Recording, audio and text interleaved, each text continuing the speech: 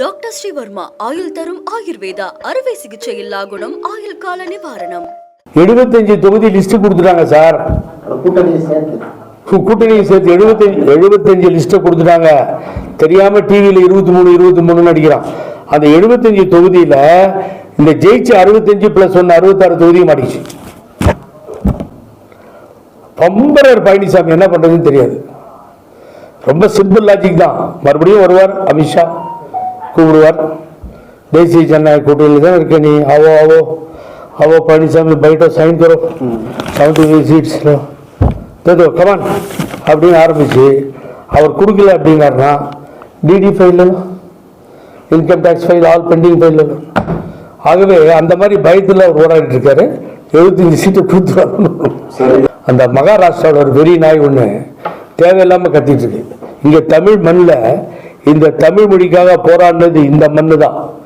இந்த மண் போராடுறப்போ வேற எந்த மாநிலம் அந்த மொழிக்காக போராடியதுன்னு அந்த தாக்கராவே எவனோ ஒருத்தன் அவனை சொல்லுங்க, நான் தெரிஞ்சுக்கிறேன். அவனை பெல்கிராம்ல தகராறு, கர்நாடகாவில் பார்டர்ல இதே வேலை ஒழிச்சிட்டாங்க. ஜனங்க கம்ப்ளீட்டா காலி பண்ணி தாக்கரவை தூக்கி கம்ப்ளீட்டா வெளியில எரிஞ்சு மாநகராட்சியும் போச்சு. உனக்கு நீ இது மாதிரி நடந்துக்கிற மொழி வெறியை தூண்டுறதால தான் இப்படி ஆச்சு.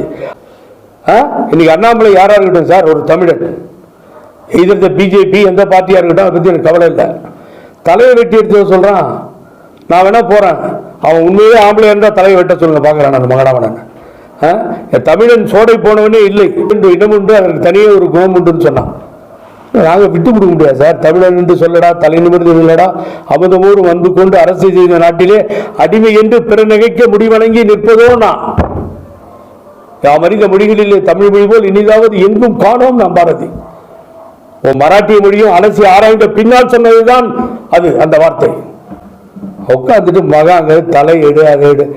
அண்ணாமலை கால் தூச கூட நீ சீண்ட முடியாது, செருப்பு கூட நீ கழட்ட முடியாது. அது அண்ணாமலைக்கு மாத்திரம் இல்லை, இங்க இருக்க எல்லா தமிழுக்கும் சொல்றேன். இங்க தமிழ்காரரை நீ அசைக்கவே முடியாது. மகாராஷ்டிராவில் ஒழுங்கா இருக்கணும்னு நீ ஆசைப்படினா ஒழுங்கா இரு. மகனை நீ வாழாட்டின வீணா போயிடுவ, அழிஞ்சு போயிடுவ. நீ அதிகமே அரசியல் பண்ண முடியாது மகாராஷ்டிராவில் நீ. ஆகவே அப்படி வளர்ந்து நிற்கின்ற நாடு. என்ன ஒரு என்ன இன்டர்நேஷனல் சிட்டின்னு சொன்ன கோபம் வருது. தமிழ்நாட்டையும் கர்நாடகாவையும் காஸ்மோபாலிட்டன் சிட்டின்னு சொன்ன என்ன கோபம் வருது. எல்லோரும் இணைந்து வாழ்கின்ற நாடு இது.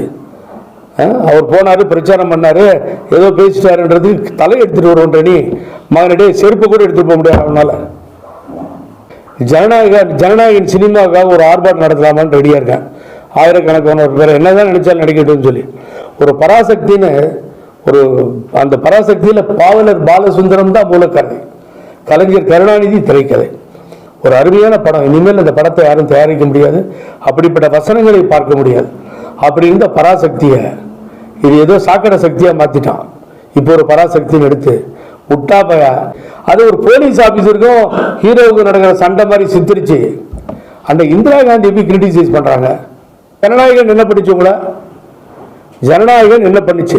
என்ன ப்ராப்ளம் ஜனநாயகன்ல சொல்லுங்க பார்ப்போம். டெக்னிக்கல் மிஸ்டேக் இருக்கா, ரைட்டை சரி பண்ணி கொடுங்கன்னு எழுதி வாங்கிட்டு படத்தை ரிலீஸ் பண்ண வேண்டியதானே.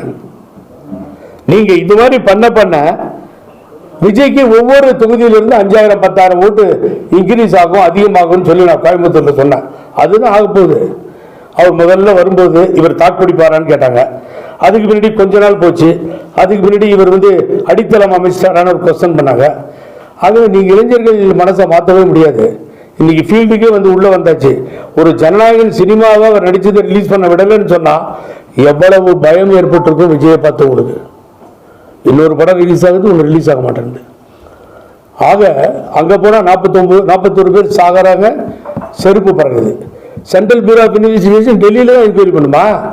ஏன் எங்க ஊர்ல மெட்ராஸ்ல சாஸ்திரி பவன்ல இல்லையா? ராஜீவ்காந்தி அசாசினேஷன் மெட்ராஸ்ல நடந்தது. சிபிஐ ரகோத்மன் நடத்தினாரு கார்த்திகேயன் தலைமையில். அது என்ன டெல்லியில் கூட்டு விசாரணை பண்றது?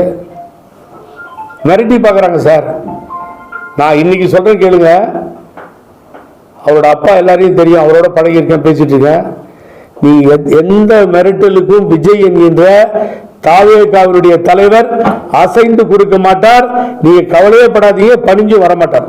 டாக்டர் ஸ்ரீவர்மா ஆயுள் தரும் ஆயுர்வேதா அறுவை சிகிச்சை இல்லா குணம் ஆயுள் கால நிவாரணம்.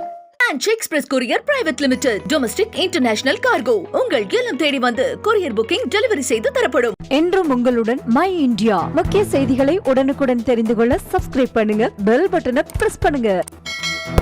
என்றும் உங்களுடன் மை இந்தியா.